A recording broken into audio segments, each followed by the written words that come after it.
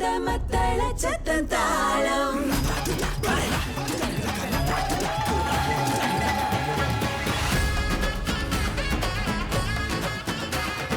நெஞ்சும் துடித்திடும் அந்த சத்தத்தில் தாளம் முரசு கொட்டும் அந்த மத்தள சத்தம் தாளம்.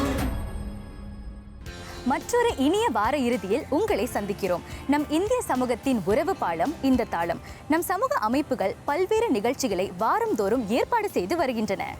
Organizing community events isn't just a nice to have. It's one of the most practical ways to build a strong and connected society. When people attend or help organize events, they become more involved in the community. சமூகம் கலந்து மகிழ்ந்த சில நிகழ்ச்சிகளை இன்றும் உங்களுக்காக தொகுத்து கொண்டு வந்திருக்கிறோம். தமிழ் ஆசிரியர்களின் கருத்தரங்கு, A multicultural showcase, இல்லங்களையும் உள்ளங்களையும் நோக்கி செல்லும் பயணம். சிறந்த ஆசிரியர்கள் இதயத்திலிருந்து கற்பிக்கிறார்கள், புத்தகத்திலிருந்து அல்ல என்று சொல்வதுண்டு. இன்றைய உலகம் செயற்கை நுண்ணறிவின் துணையோடு புதிய இலக்குகளை வகுத்து கொண்டு இருந்தாலும் ஆசிரியர்களின் அர்ப்பணி அவசியம் தேவைப்படுகிறது. Teachers still play a crucial role in modern education, even in an AI-driven world, because learning is not just about information. It's also about guidance, values, and human connection. வழிகாட்டி விழுமியங்களை கற்றுக் கொடுக்கும் ஆசிரியர்கள் தொடர்ந்து தேவைப்படுகிறார்கள். அதிலும் தமிழ் கற்றுக் கொடுக்கும் ஆசிரியர்கள் நம் மாணவர்களுக்கு வழிகாட்டும் உற்ற தோழர்களாக இருந்து வருகின்றனர். Teachers guide students to analyze, evaluate, and think independently instead of blindly accepting information. Beyond academics, teachers shape character, discipline, empathy, and values, things machines cannot truly instill. Tamil ஆசிரியர் பணிக்கு நிறைய இளையர்களை ஈர்க்க வேண்டும். தமிழ் ஆசிரியர் பணியில் உள்ள சவால்களை கண்டறிந்து அவற்றை சமாளிக்கும் வழிகளை பற்றி சிந்திக்கும் கருத்தரங்கு அண்மையில் இடம்பெற்றது. தமிழ் கற்கும் மாணவர்கள் ஒவ்வொருவருக்கும் தனிப்பட்ட சவால்கள் இருக்கின்றன. Every student learns differently. Teachers observe, adapt, and provide emotional and academic support tailored to individual needs. The seminar brought together educators and professionals to exchange best practices and explore ways to make Tamil teaching more engaging and impactful. ஆசிரியர்களும் கல்வியாளர்களும் கலந்து கொண்ட அந்த கருத்தரங்கின் விவரங்களை இப்போது பார்ப்போம்.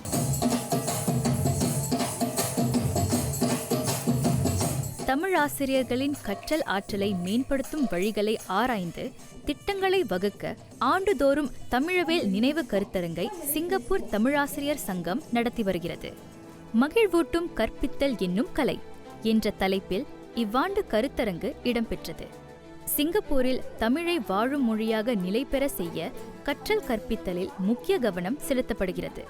தமிழ் மொழி மாதத்தையொட்டி தமிழ் ஆசிரியர்களுக்கு உதவும்படி இந்த கருத்தரங்கு இடம்பெறுகிறது. கற்றல் கற்பித்தல் தொடர்பான அந்த புதிய உத்திகளை தமிழாசிரியர்கள் இந்த கருத்தரங்கம் வாயிலாக வெளிநாட்டு பேச்சாளர்கள் சொல்லக்கூடிய கருத்துக்களை ஏற்று அவர்களுடைய வகுப்பறைகளில் அதை பயன்படுத்தி பயன்பெற வேண்டும் என்பதுதான் சிங்கப்பூர் தமிழாசிரியர் சங்கத்தினுடைய நோக்கம். கருத்தரங்கில் கலந்து கொண்டவர்கள் தமிழ் கற்பித்தலில் உள்ள சவால்களை புரிந்து கொண்டு அவற்றுக்கான தீர்வுகளை அறிய முனைந்தனர். தமிழ் ஆசிரியர் பணியில் சேர்ந்து வளர்ந்து வரும் ஆசிரியர்களுக்கு உதவும் சிறந்த கற்பித்தல் முறைகள் இங்கே காட்டப்பட்டன. காலத்திற்கு ஏற்ற நுட்பங்களை பயன்படுத்தி தமிழை கற்பிக்க இந்த கருத்தரங்கு சில திட்டங்களை முன்வைத்தது. தமிழ் வகுப்பறைகள் வெற்றி பெற காலத்திற்கு ஏற்ற சிறந்த உத்திகளை ஆசிரியர்கள் பயன்படுத்தினால் மாணவர்கள் மகிழ்ச்சியாக தமிழை நேசித்து கற்பார்கள். வகுப்பறை வெற்றிகரமாக அமைய வேண்டுமென்றால் முதலில் எப்படி கற்பித்தால் அது வெற்றிகரமான ஒரு கல்வி முறையாக இருக்கும், கற்பித்தல் முறையாக இருக்கும் என்பதை ஆசிரியரை நன்கு தெரிந்திருக்க வேண்டும். இன்றைய நிலையில் மாணவர்கள் ஒரு உற்சாகமான சந்தோஷமான ஒரு சூழலை எதிர்பார்க்கின்றார்கள்.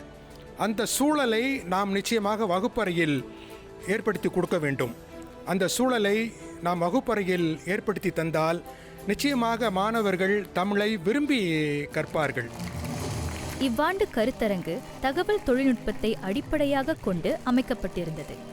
தமிழை கற்பிக்க தொழில்நுட்பத்தின் ஆற்றலை ஆசிரியர்கள் பயன்படுத்திக் கொள்ளும் வழிகள் பற்றி ஆழமாக ஆராயப்பட்டன. நவீன தொழில்நுட்ப உதவியோடு தான் இளம் மாணவர்களை தமிழ் மீது நாட்டம் காட்ட செய்ய முடியும் என்பது உணரப்பட்டிருந்தது. ஒரு இளம் ஆசிரியராக நான் 3 ஆண்டுகளாக சொல்லிக் கொடுத்துக்கிட்டு இருக்கேன். என்னுடைய தனிப்பட்ட திறன் மேம்பாட்டிற்கும் என்னுடைய மாணவர்களுக்கு பாடங்களை எப்படி இன்னும் சிறப்பாக நான் கொண்டு செல்ல முடியும், அவங்கள பாடத்தில் இருக்கும் வண்ணம் எப்படிலாம் தகவல் தொழில்நுட்பத்தை நான் பயன்படுத்த முடியும் அப்படிங்கிற வகையில் இந்த ஆண்டு கருத்தரங்கு மிகவும் உதவியாக இருந்தது எனக்கு. தற்போதைய நிலையில் தமிழாசிரியர்களுக்கு தமிழ் கற்பித்தலில் நிறைய சவால்கள் இருக்கின்றன. மாணவர்களுக்கு ஆர்வம் உள்ளவற்றை புரிந்து கொண்டு அவற்றை தமிழோடு தொடர்பு படுத்தி பாடங்களை நடத்தினால் இளையர்களை ஈர்க்க முடியும் என்று இந்த கருத்தரங்கில் தெரிவிக்கப்பட்டது. என்னை பொறுத்த மட்டும் அதாவது அவங்களுக்கு தற்போது அவங்களுக்கு ஆர்வமாக இருக்கிற விஷயங்களை வச்சு அந்த தமிழ் பாடத்துக்கு தொடர்பு படுத்தி அவங்களுக்கு சொல்லிக் கொடுக்கலாம். இப்போ எடுத்துக்காட்டுக்கு அவங்களுக்கு ஏதாவது பிடிச்ச திரை படங்கள் இல்லை திரை இசை பாடல்கள் இல்லை இப்போது சமூக ஊடகத்தில் என்ன பிரபலமாயிட்டு வருது அதை வச்சு நம்ம தமிழோட தொடர்பு படுத்தி நம்ம அவங்களுக்கு கொண்டு சேர்த்தோம்னா அவங்களுக்கும் அது இன்னும் சுலபமாக தொடர்பு படுத்தி அவங்களும் இன்னும் ஆர்வமாக தமிழ் கற்றுக்க முடியும் அப்படிங்கிற ஒரு நம்பிக்கை. தமிழை இளம் வயதிலேயே பிள்ளைகளின் உள்ளத்தில் விதைக்க வேண்டும். பாலர் வகுப்புகளில் இப்போது தமிழ் கற்றுக் கொடுக்கப்படுகிறது. ஆனால் பள்ளிகளில் தமிழ் பாடம் இருக்கிறது என்பதால் மாணவர்கள் தமிழில் தேறிவிடுவார்கள் என்று நினைத்துவிட முடியாது. பெற்றோரும் சமூகமும் சேர்ந்து பங்காற்றினால்தான் பாலர் பள்ளிக்கு போகும் பிள்ளைகளால் தமிழை மகிழ்ச்சியாக வாசிக்கவும் நேசிக்கவும் முடியும். பாலர் பள்ளியில் இது கொஞ்சம் கஷ்டமான விஷயமாக தான் இருக்குது. ஏன்னா பெற்றோர்கள் அதுக்கு உதவி பண்ணுறவங்க குறைவாக இருக்காங்க. பெற்றோர்கள் உதவி செய்கிற மாணவர்களுடைய எண்ணிக்கை குறைவாக இருக்குது. பெற்றோர்கள் உதவி செஞ்சால் அந்த மாணவர்களுடைய இம்ப்ரூவ்மெண்ட்ஸ் நல்லா தெரியுது. கடமையை சிறப்பாக செய்யும் இலக்குடன் சிங்கப்பூர் தமிழாசிரியர் சங்கம் இந்த கருத்தரங்கை தொடர்ந்து நடத்தி வருகிறது. இந்த 75 ஆண்டு கொண்டாட்டத்தோட நோக்கம் என்னவென்றால், நாம் கடந்து வந்த பாதையை மீள் நோக்கிறோம். அதே நேரத்தில் எதிர்கால சவால்கள் என்னவாக இருக்கும், அதற்கேற்றாற்போல் தமிழாசிரியர் சமூகத்தை கடப்பாடோடு கொண்டு செல்வதும் தமிழை சிங்கப்பூரில் மட்டுமல்லாமல் உலகெங்கும் வாழும் மொழியாக நிலை பெற வைப்பதற்கு தமிழாசிரியர் சங்கம் கடப்பாடு கொண்டிருக்கிறது. தமிழ் ஆசிரியர்களோடு சமூகத்தின் பங்களிப்பு அவசியம் தேவை என்பதை இந்த கருத்தரங்கு எடுத்து சொன்னது. சுமார் 220 ஆசிரியர்களும் 50 பொதுமக்களும் இந்த கருத்தரங்கில் ஆர்வத்தோடு கலந்து கொண்டனர். அரங்கம் நிறைந்த கூட்டம் தமிழ் கற்றல் கற்பித்தலில் உள்ள ஆர்வத்தை புலப்படுத்தியது. கற்றலில் இன்பத்தையும் கற்பித்தலில் மகிழ்ச்சியையும் ஏற்படுத்தும் உறுதியை வழங்கியது தமிழவேல் நினைவு கருத்தரங்கு. தமிழ் ஆசிரியர்களின் சவால்களுக்கு ஏற்ற தீர்வுகளை கண்டறிய நடத்தப்பட்ட இதுபோன்ற கருத்தரங்குகள் நம் எதிர்காலத்திற்கு மிக முக்கியமானவை. Teachers bring the human touch, moral guidance and deep understanding that turns information into true education. நமது அடுத்த கதை இளைய இசை கலைஞர்களை பற்றியது. Yes, Yuva Ragam is a concert that not only empowers youth voices but also fosters community connection through shared musical experiences. இளையர்களின் இசையை கேட்கலாம். இந்த இடைவேளைக்கு பிறகு எங்களோடு இணைந்திருங்கள்.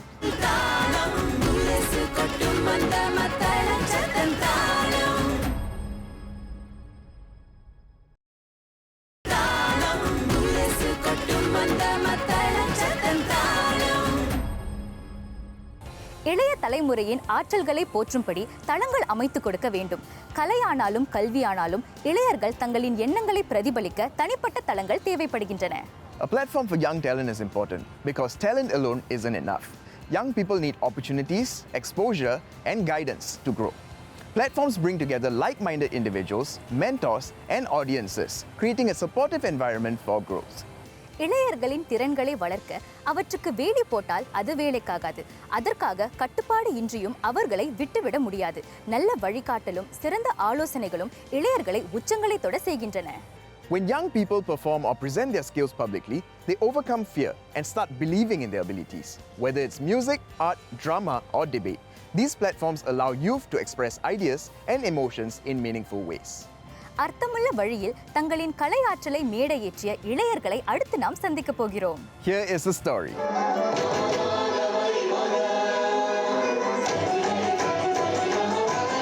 An orchestra does not begin on stage. It begins in fragments, in practice rooms, and in moments of quiet effort.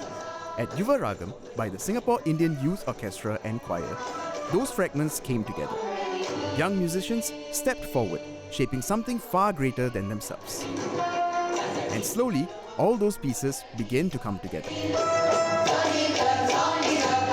Well, as the name suggests, it is the melodies of the youth. So we are trying to present to the audience a variety of melodies, including very challenging pieces, like you will hear them playing a very Carnatic devotional Navadevatas, a very contemporary Mozart, Vivaldi, Tyagaraja combination. And you will hear lighter pieces like the multi-ethnic medley, where we call it the Singapore medley, with two Chinese songs, two Malay songs, one Tamil song, one English song. So like that, there's a lot of variety in this program, which is challenging to teach and also for them to grasp. For many of the young performers, spaces like these play an important role in their journey, helping them gain greater exposure to the arts. They come together as musicians from different backgrounds, learning to work with one another. And in doing so, they grow not just individually, but as part of a larger ensemble. At the same time, this journey unfolds alongside their studies and other commitments, and finding that balance becomes part of the experience itself. So currently, I just finished my polytechnic. I was pursuing a diploma in computer engineering. So as in how I balance these two would be that music is actually my relief from stress. So whenever I'm stressed from studying, I'll just take my violin, play a bit, I'll relieve my stress. As part of SIYOC, right, we are exposed to many different genres, as mentioned before. And other than Veena class, actually, a Veena class, it's only a specific type. Okay, so it's only like Carnatic music. But in SIYOC, as an orchestra, we are able to look from many different perspectives, and we can learn from each other also. From the knowledge and experience they gain, the focus shifts to the craft itself. Here, the orchestra and choir are approached with structure and intent. Students are guided through technique across different styles, genres, and traditions. And in that process, their approach to music becomes more deliberate and expressive. So the different emotions include, let's say, for the Carnatic pieces like Navadevatas, we have to invoke a lot of devotion in our singing or playing. And when it comes to lighter pieces like multi-ethnic medley, we're supposed to be more peppy, more joyful, and just vibe with the music. And of course, these techniques are how to incorporate them. We are taught, the instructors do teach us how to do that.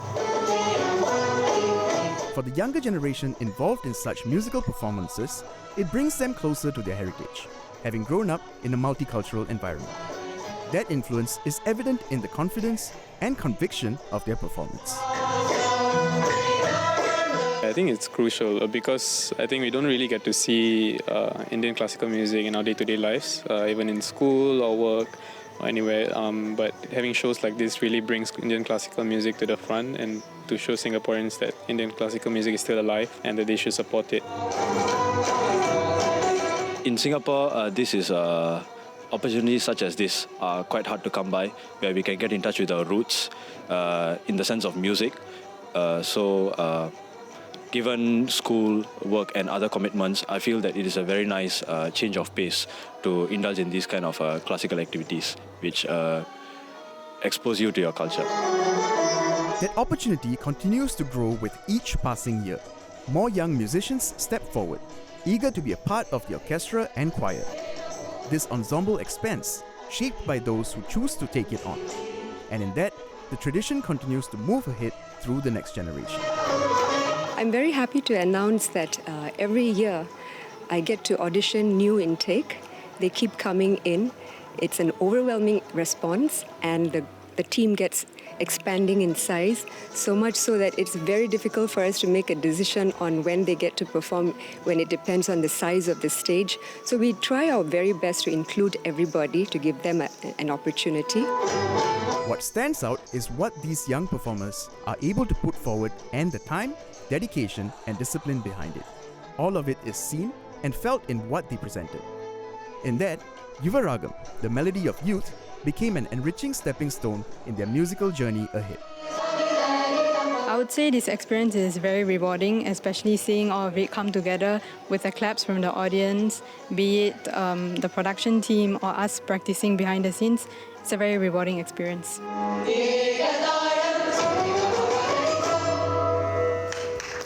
இளையர்களை இமயம் தொட செய்ய அவர்களை உற்சாகப்படுத்தினால் போதும் என்பதை இந்த நிகழ்ச்சியில் பார்க்க முடிந்தது. Such platforms provide opportunities for youngsters to showcase their singing and musical abilities, often through competitions, concerts or showcases. அடுத்து நாம் ஒரு பஸ் பயணத்தை மேற்கொள்ள போகிறோம். அதோடு இந்திய புத்தாண்டு கொண்டாட்டங்கள் கண்கவர் காட்சிகளோடு இடம்பெற போகிறது. And it's not just any bus, it's Sinda's new bus. We will embark on that journey in just a minute. Stay with us.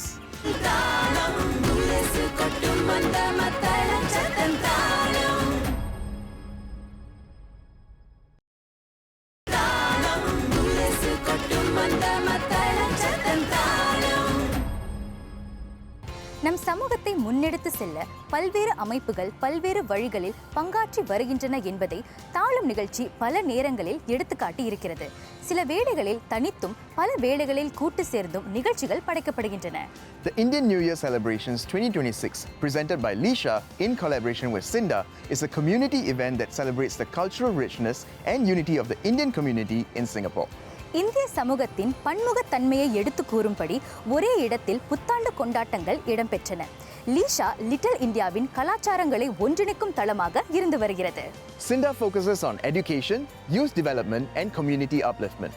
Together, they create an event that is not just festive but also meaningful, combining celebration, culture and community development. அதோடு இந்த நிகழ்ச்சியில் சிந்தாவின் புதிய bus ஒன்றும் அறிமுகம் செய்யப்பட்டது. புத்தாண்டு கொண்டாட்டத்தில் பல்வேறு இந்திய குழுக்கள் ஒன்று சேர்ந்து அற்புதமான கலை நிகழ்ச்சியை படைத்தன. Here is the Indian New Year Celebrations 2026 presented by Lisha in collaboration with Sinda. ஆண்டுக்கு ஒரு முறை இந்தியர்களின் புத்தாண்டு காலத்தில் நடைபெறும் மாபெரும் கலை நிகழ்ச்சி இது. சுமார் 15 இந்திய குழுக்கள் ஒன்று சேர்ந்து தங்களின் தனித்துவமான கலைப்படைப்புகளை மேடையேற்றின. இந்தியர்களில் பல தரப்பினர் இருந்தாலும் அவர்கள் அனைவரையும் ஒருங்கிணைத்து ஒற்றுமையை போற்றி பாரம்பரியத்தை வளர்க்கும்படி இந்த புத்தாண்டு கூட்டு கொண்டாட்டம் இடம்பெற்றது. எப்போவுமே லீஷாவில் நாங்கள் பல வருஷங்களாக ஒற்றுமையும் மெயின்டைன் பண்ணி அதை கடைப்பிடிச்சு தான் நிறைய நிகழ்ச்சிகள் பண்ணிகிட்ருக்கோம். இந்த வருஷமும் அதே மாதிரி நாங்கள் நிகழ்ச்சிகள் பண்ணுறோம். இந்த வருஷம் என்ன ஸ்பெஷல்னா மியூசிக்கல் இன்ஸ்ட்ருமெண்ட்ஸ் வச்சு ஒரு பெரிய மியூசிக் செஷன் பண்ணியிருக்கோம்.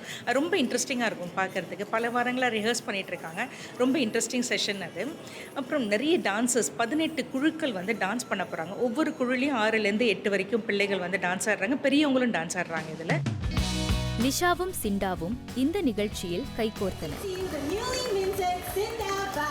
சிண்டாவின் சேவைகளை மக்களிடம் எடுத்து சொல்லவும் அவற்றை குடியிருப்பு பகுதிகளுக்கு கொண்டு செல்லவும் மேம்படுத்தப்பட்ட பேருந்து அறிமுகம் செய்யப்பட்டது. மூத்த துணை அமைச்சர், சட்ட அமைச்சு, போக்குவரத்து அமைச்சர் முரளி பிள்ளை புதிய பேருந்தை பார்வையிட்டார். இந்திய புத்தாண்டுக்கு நம்ம ஒரு பேருந்து லான்ச் பண்ணியிருக்காங்க சிண்டாலேருந்து. ஸோ நம்ம இந்த புத்தாண்டை வச்சு இந்த லான்ச் பண்ணியிருக்கோம். இந்த ஒத்துழைப்பு ஏன் நல்லதுன்னா, இப்போ லிட்டில் இந்தியாவில் மட்டும் இல்லாமல் இப்போ சிண்டா எல்லா நெய்பர்ஸ்க்கும் போவாங்க. ஸோ நம்மளோட சமுதாயத்துக்கு இன்னும் உதவிகள் அந்த பேருந்தில் லைப்ரரி கூட இருக்குது. பழைய பேருந்தை விட புதியதில் வசதிகள் அதிகரிக்கப்பட்டுள்ளன. பொதுமக்கள் தெரிவித்த கருத்துக்களை கவனத்தில் எடுத்துக்கொண்டு புதிய பேருந்து மறுசீரமைக்கப்பட்டுள்ளது. சிண்டாவின் சேவைகள் அனைத்து இடங்களிலும் கிடைக்க செய்ய புதிய பேருந்து பேருதவியாக இருக்கும். ஒட்டுமொத்த சிண்டாவின் சேவைகளையும் அங்கு கொண்டு சென்று குடியிருப்புகளுக்கு கொண்டு சென்று நம்முடைய சேவையை இன்னும் மேம்படுத்தி இன்னும் நிறைய பேர், குறிப்பாக நம்முடைய சிங்கப்பூர் இந்திய சமுதாயத்தில் தேவையுள்ளவர்களுக்கு இந்த பேருந்து தேவையை நிவர்த்தி செய்கிறது.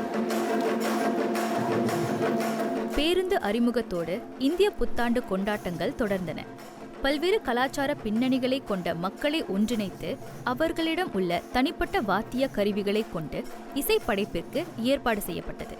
இதுபோன்ற நிகழ்ச்சிகளில் கலந்து கொள்வோருக்கு மற்ற சமூகங்களை பற்றிய புரிதல் ஏற்படுகிறது. ஒற்றுமையான சமூகம் வலுவான வளர்ச்சியையும் முன்னேற்றத்தையும் எட்டுகிறது. இதில் சொல்லப்போனால் வட இந்தியாவிலிருந்து, கேரளாவிலிருந்து, மார்வாடி சொசைட்டிலேருந்து, ஹிந்தி சொசைட்டி, இப்படி நிறைய சொசைட்டி இருக்குது. பார்த்தீங்களா, கஜோல் இருக்குது, அதில் சித்தார் இருக்குது, வீணை இருக்குது, புல்லாங்குழல் இருக்குது, கஜோன் இருக்குது, செண்டா இருக்குது, இப்படி நம்ம மிருதங்கம் இருக்குது, தவில் இருக்குது, இது எல்லாமே இருக்குது. தனித்துவமான இசைக்கருவிகளோடு மட்டுமின்றி இந்தியாவின் அத்தனை மாநிலங்களையும் ஒரே கூரையின் கீழ் காணும் வாய்ப்பு இங்கே கிடைத்தது. வண்ணமயமான நடனங்களும் மாறுபட்ட இசைப்படைப்புகளும் வந்திருந்தவர்களுக்கு நல்ல விருந்தாக அமைந்தன. அனைத்து இந்திய சமூகங்களையும் சேர்ந்து கொண்டு வந்து ஆடல் பாடல் அவங்க உள்ளார ஒரு நட்பு இது வந்து ஒரு 20 வருஷமாக தொடருது. ரொம்ப முக்கியமான விஷயம்.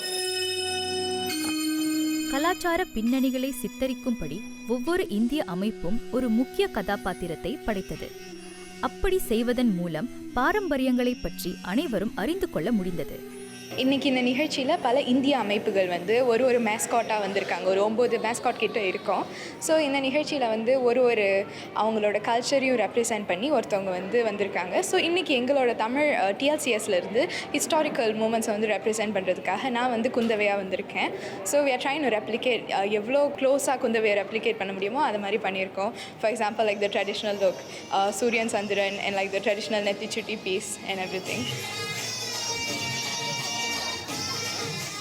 முன்னேற்ற பாதையில் இந்திய சமூகத்தை பயணம் செய்ய தூண்டிய நிகழ்ச்சியாக ஆடிப்பாடி தங்களின் கலாச்சார பெருமைகளை பகிர்ந்து கொள்ளும் விழாவாக இது நிறைவடைந்தது. உற்சாகமூட்டும் 3 கதைகளை கடந்த அரை மணி நேரமாக பார்த்தோம். If you are organizing any community events, please don't hesitate to write to us with the full details. We would love to hear from you. ஒன்றுபட்டால் உண்டு வாழ்வு, நம்மில் ஒற்றுமை நீங்கள் அனைவருக்கும் தாழ்வே என்றார் Bharathi. Indeed, and the true success of a community lies in its ability to support every member and celebrate every contribution. ஒன்றுபடுவோம் உயர்வு பெறுவோம் என்ற சிந்தனையோடு விடை பெற்றுக் கொள்வது ரிஷி, Divya. இது தாளம் இந்தியன் பீட்.